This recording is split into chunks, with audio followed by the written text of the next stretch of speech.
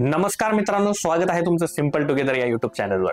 या चॅनलवर तुम्हाला माहिती आहे आपण कॉम्प्लिकेटेड गोष्ट घेतो आणि त्याला सोप्या भाषेत समजावून घेतो। तर इन्कम टॅक्स रिलेटेड स्लॅबचं डिक्लेरेशन आजच बजेट स्पीच मध्ये आलेलं आहे आणि त्याच्यामध्ये खूप सारा कन्फ्युजन देखील क्रिएट झालेला आहे। ॲट द सेम टाइम बरेचसे जण एक्साइटेड पण झालेले आहेत, कारण 12 लाखापर्यंतचं जे इन्कम आहे ते टॅक्स फ्री झालेलं आहे असं या ठिकाणी डिक्लेअर करण्यात आलेलं आहे।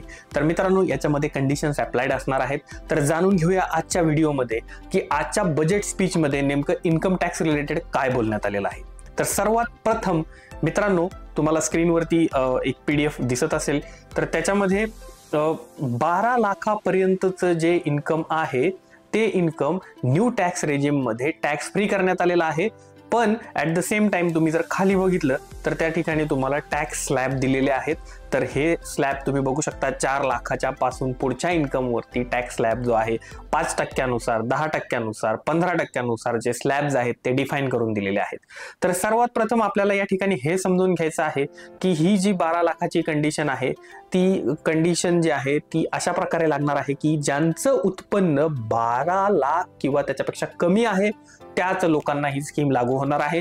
ज्यांचं उत्पन्न 12 लाख आणि त्याच्यापेक्षा जास्त आहे, जसं की 13 लाख रुपये आहे, तर त्यांना इथं जे खाली स्लॅब मध्ये दिलेले रेट्स आहेत ते लागू होणार आहे। म्हणजे तुम्ही एक गोष्ट लक्षात घ्या, एक उदाहरण जर आपण या ठिकाणी घेतलं की सपोज माझं इन्कम जे आहे ते 12 लाख रुपये आहे आणि माझ्या मित्राचं जे इन्कम आहे तर ते 13 लाख रुपये आहे।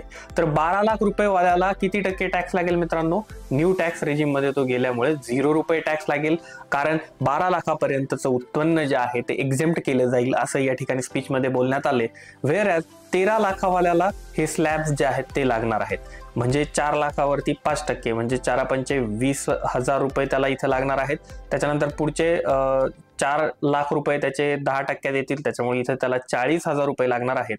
आणि राहिलेले 1 लाख रुपये जे आहेत ते त्याचे 15% स्लॅब मध्ये जाणार आहेत, तर त्याच्यामुळे त्याला इथं 15,000 रुपये जो आहे तो टॅक्स लागणार आहे।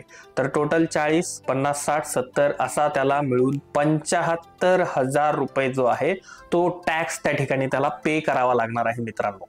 तर हे लक्षात घेणं खूप गरजेचं आहे, कारण आपण बघत आहोत की 12 लाख टॅक्स आपण एक्झेम्प्ट केलेला आहे। तर पण त्या ठिकाणी जर तुमचं उत्पन्न 12 लाखापेक्षा जास्त जाणार असेल तर त्या ठिकाणी नक्कीच आपल्याला ते काळजीपूर्वक त्याचा विचार करायचा आहे।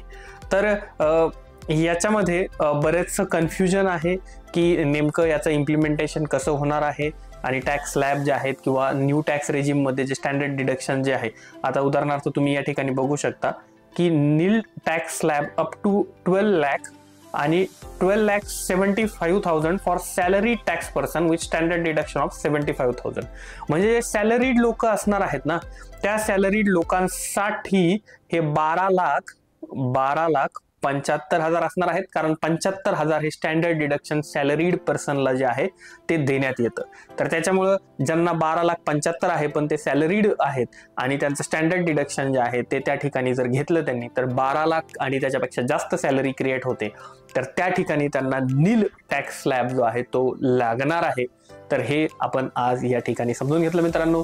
तुम्हाला याच्याशी रिलेटेड काही डाऊट असतील तर तुम्ही मला विचारू शकता। परत भेटूया, तोपर्यंत काळजी घ्या।